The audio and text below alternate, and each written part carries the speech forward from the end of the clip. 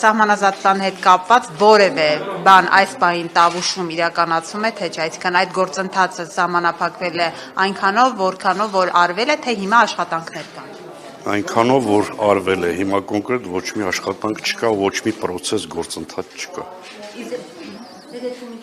Անդադ փոխվարչապետերի մակարդակով հնարավորներ կան, հնարավոր է, որ հիմա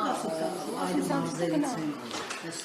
Ես Ժորժան, ես նկատի ունեմ, որ կոնկրետ Տավուշի մարզում, ես պատասխանատու եմ Տավուշի մարզի համար։ Իհարկե փոխվարչապետերի մակարդակով կար այդ քննարկումը լինի, բայց կոնկրետ Տավուշի մարզում գործընթաց չկա որևէ դրա հետ կապված, այդ նկատի ունեմ։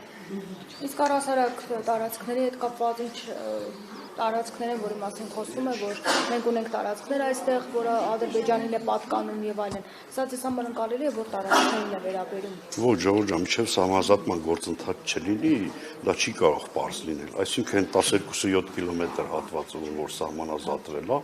այդ ժամանակ է պարզվել, չէ՞, որտեղ են դրվում այդ կետերը։ Այսինքն մինչև սահմանազատում չլինի, չեք կարող ասել։ Չէ, երբ իշխանությունն ասում է, որ կան տարածքներ, որոնք Ադրբեջանին են պատկանում, բայց Հայաստանի վերահսկողության տակ ինչ տարածքների մասին է խոսքը, որովհետև մենք չենք տեսնում Ադրբեջանից նման պահանջ չի եւ միայն Հայաստանի իշխանություններն են այդ մասին խոսում։ Ժորժան, դա լրիվ պարզ երևում է, այդտեղ տենց մեծ գաղտնիք չկա, դուք լավ գիտեք, որ այդ ոսկեպարի հատվածում եւ Վերքավերի հատվածում նման տարածքներ ունենք։ Պարոն Ղալեմյան, վերջերս հրապարակվեց, որ պաշտոնական այցել եղել վարչապետի գլխավորությամբ Տավուշի մարզ, պատն էին նայում, թե այդ դպրոցի հարակից այդ պատը ինչպես են շարվել։ Ինձ հետաքրքիր է այդ պատը շարելուց հետո դպրոցում քանի աշակերտ է ավելացել։ Ուրեմն նախ ասեմ ձեզ, որ հիմա կոնկրետ այս պահին 37 աշակերտ է սովորում դպրոցում եւ 5 երեխա նախակրթարան է հաճախում, ընդհանրապես գյուղից արտագաղթ, եթե դուք էդի նկատի ունեք, չի եղել։ Այդքանը կարող ավելացել են։ Ներգաղթ հիմա այս պահին կոնկրետ Կիրանց գյուղում 53 պետական ծրագրով 16 միլիոնի ծրագրով տուն է կառուցվում։ Ես ձեր գործընկերներին հարցը ուղեցի,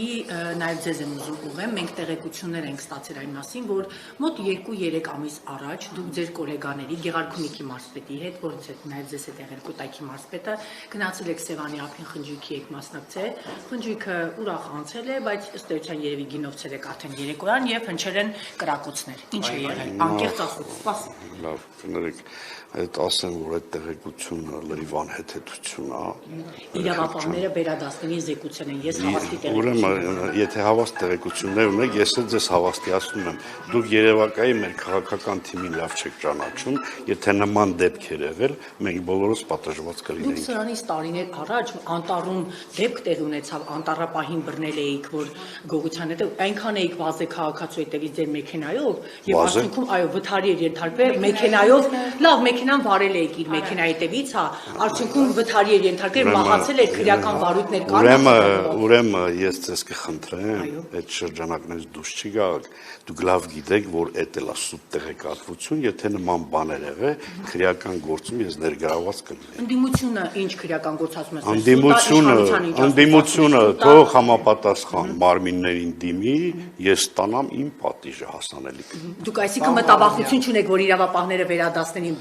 Ոչ թե մտավախություն չունեմ, նման դեպք չի եղել, խնդիրը սրանում է կայանում։